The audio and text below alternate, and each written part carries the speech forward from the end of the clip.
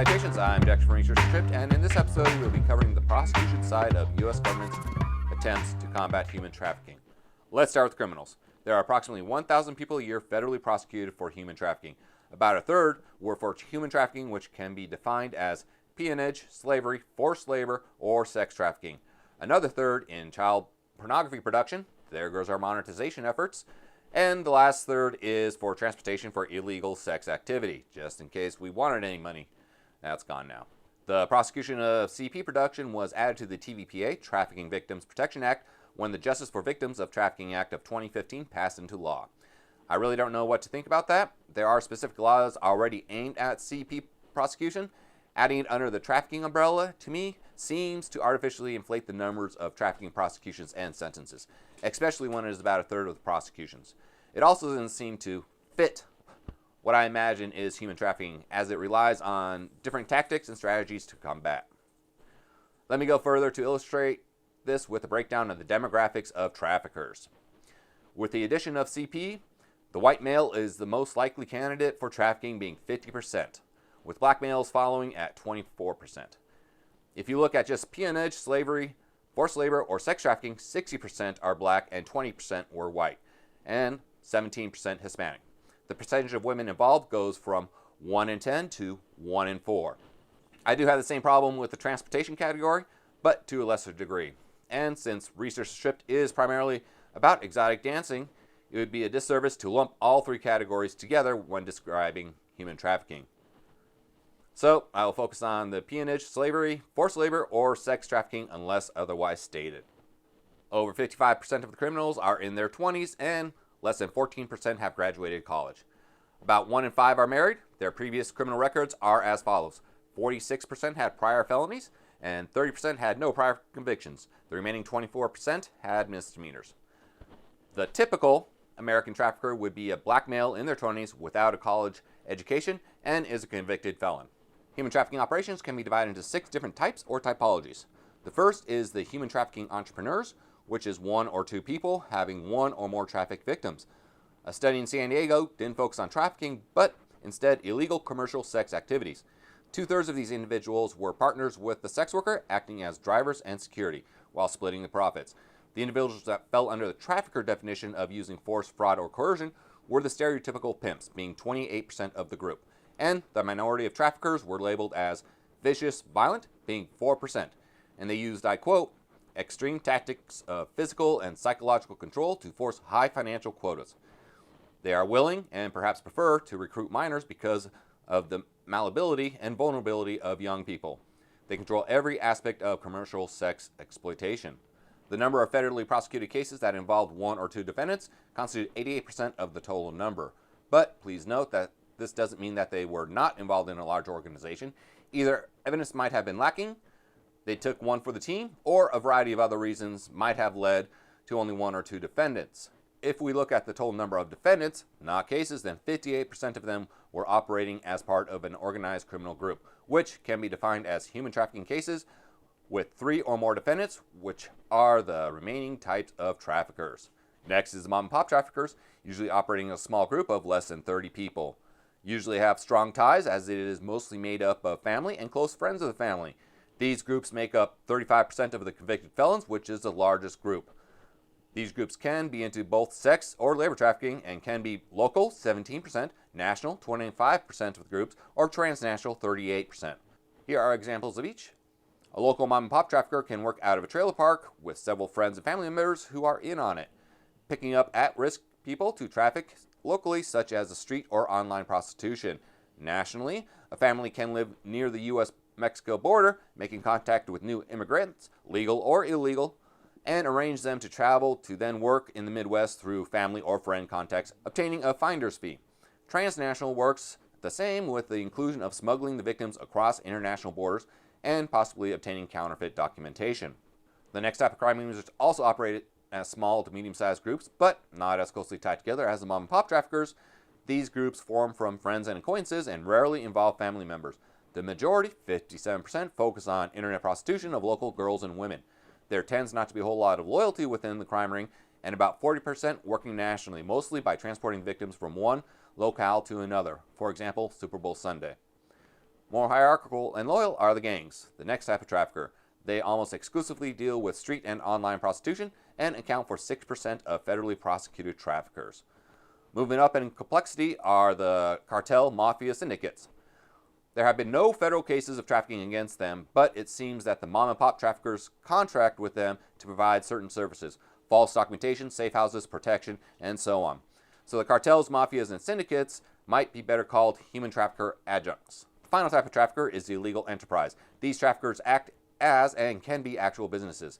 They differ from cartels, mafias, and syndicates because they are not ethnic, race, or family component to it.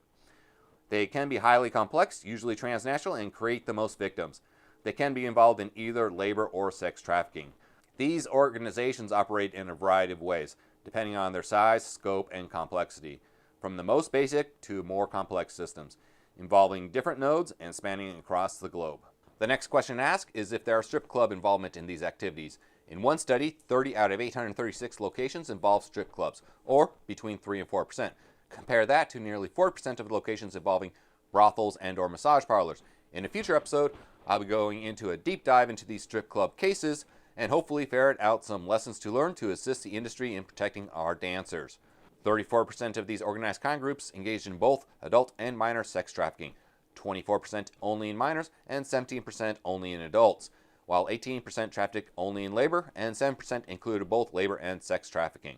When a group only traffics in minors, 92% of the victims are citizens of the U.S. In all cases of minor sex trafficking, 77% are traffic-born. Conversely, 44% of adults sex trafficked are foreign nationals, 55% if the traffickers only traffic in adults. To summarize human traffickers, they are most likely to be of the same race and or nationality as the victims, range from a single operator to a complex organization. The majority of the arrests have been from sex trafficking, which might show a bias in prosecutions or not, and that online prostitution of trafficked persons is a growing trend. Next question is, what is the federal government's response to combat these criminals? Let's find out. The most common way for an investigation into human trafficking to start is through reactive action. That is when the victim escapes and either they or family and friends contact the authorities. This usually involves local law enforcement and can lead to some issues such as degradation of the evidence in terms of human trafficking. The local law enforcement tends to be biased against human trafficking, favoring more familiar offenses, which also leans towards less serious crimes than trafficking. In addition, arresting the individual can lead to the network still being intact, with low-level criminals easily being replaced. There's a big push by the feds to increase the awareness and training of the local law enforcement officers, prosecutors, and judges, ranging from grants, conferences, and training at several sites specifically for human trafficking. Another type of investigation is called Disruptive Investigation. It is when it is useful for law enforcement personnel to resort to a number of tactics to disrupt human trafficking operations and hopefully force traffickers to reveal themselves. This can be above-board tactics by raising public awareness or passing laws, but they also may be more ominous ways which can lead to harassment of innocent people or businesses based only upon the possibility that they might be associated with trafficking. The sex industry is a ripe target for such investigations. The next type of investigation is the proactive type. The most familiar are stings against establishments or individuals. It seems like every Super Bowl, large stings occur by people responding to ads placed by police for commercial sex, usually with a minor. There are other types of proactive investigations based upon informants, unusual activities in financial or transportation, or other investigative techniques. But most of these practices involve multiple agency cooperation, which is inherently difficult. To address this problem, the federal government creates multi-agency task forces. I'd love to cover each specific task force here, but most are created for a specific operation. In 2020, there are at least 15 of these federally funded task forces, but I'll spotlight one task force initiative, the Anti-Trafficking Coordination Team, or ACT team.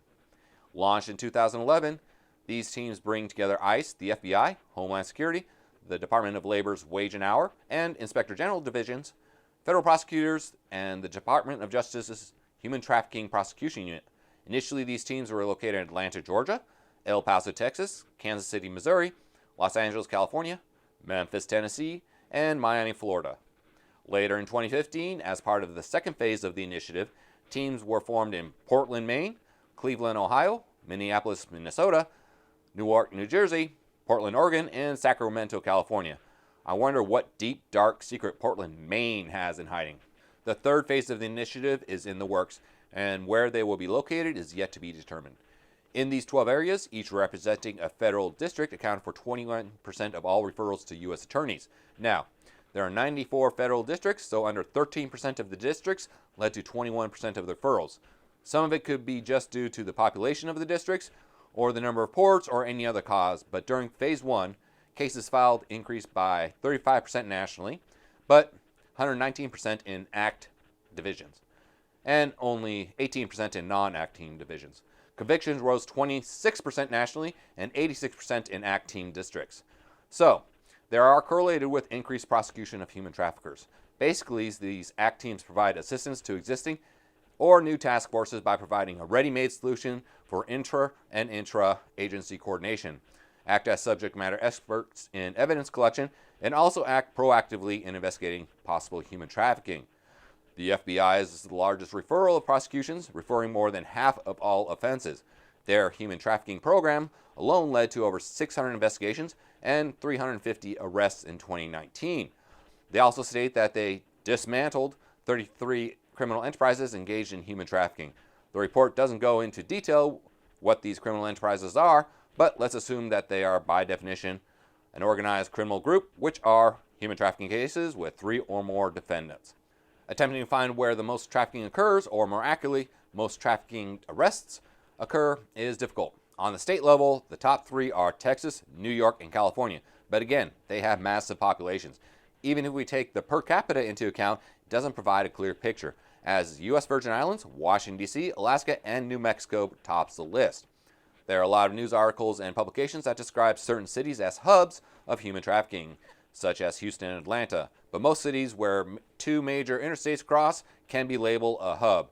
Certain interstates, a lot of the time they are called superhighway of human trafficking, but these statements are usually made by local politicians or non-governmental organizations looking for financial and or political support.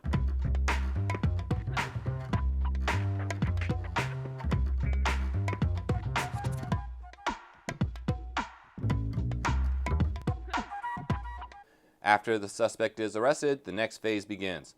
From one study answering who will most likely be federally charged and what they're aiming for, I quote, "This prosecutor is looking for human trafficking cases, e.g. bigger and badder." The interviewee clarifies that federally prosecutors do not want to prosecute pimps, since most of those cases would be handled by state prosecutors, but rather they are looking for trafficking entrepreneurs whose behavior meets the standards specified in the TVPA, and that the overall standard of evidence for federal cases is higher than for state and local cases, or because local law enforcement is botching the initial investigation, which leaves prosecutors with little evidence to work with. Prosecutors are focused on sex trafficking. An overwhelming majority of the cases of human trafficking that have come to the attention of the criminal justice system thus far have been cases of sex trafficking. Of the cases reviewed in the study, 86% were sex trafficking cases. Labor trafficking cases are particularly difficult to identify due to the lack of experience and lack of criminal authority dealing with violations of labor codes on the part of law enforcement. Adding to this lack of familiarity is the fact that most human trafficking investigators are located in sex crimes or vice units of area police and prosecutors' offices. Across the study sites, investigators and prosecutors identified labor trafficking as a problem in their communities. However, in most sites, they suggested that these types of cases were outside their realm of responsibility.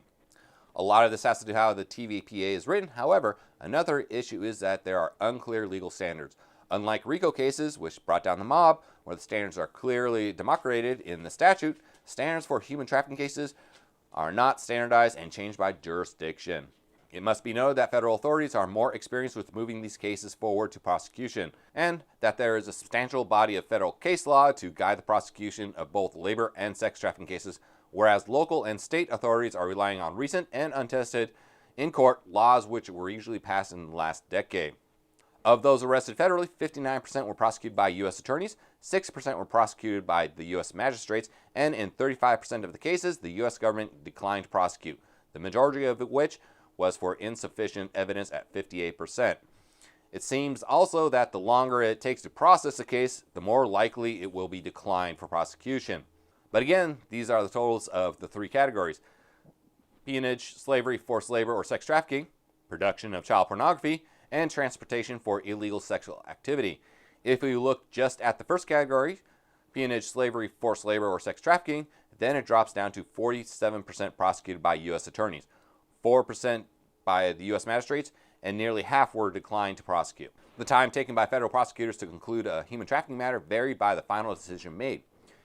Human trafficking matters concluded by the U.S. attorneys took a median of 105 days to reach a decision in 2015. When the decision was to prosecute, that median dropped down to 34 days. In comparison, the median time was 180 days when the decision was to dispose a matter to the U.S. magistrate, and 412 days when the decision was a decline to prosecute.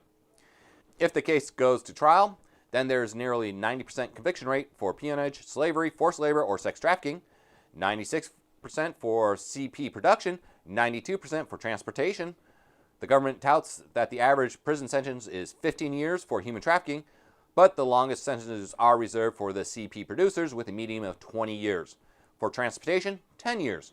And for our favorite, peonage, slavery, forced labor, or sex trafficking, 11 years, 2 months. These are the 2015 numbers. If we look at 2000 numbers, CP sentences were 14 years, transportation was 2 years. And here is where the government numbers get shady. The government praises itself when they state that the median prison sentence went from 30 months to 15 years between 2000 and 2015, but looking at this chart, as peonage, slavery, forced labor, or sex trafficking wasn't even recorded until 2003. Things that make you go, So this episode gave a broad overview into prosecution of human trafficking on the federal level, and hopefully insight into the criminals that have been arrested. In 2015, out of 769 convictions for human trafficking, 381 were for CP production, 228 for transportation, while only 160 were convicted of the peonage, slavery, forced labor, or sex trafficking in the entire year. Less than half that of CP production. With that thought, I will leave you with one more. It is entirely possible that only the dumb ones get caught, and most of the smart ones are eluding detection. And with that, goodbye.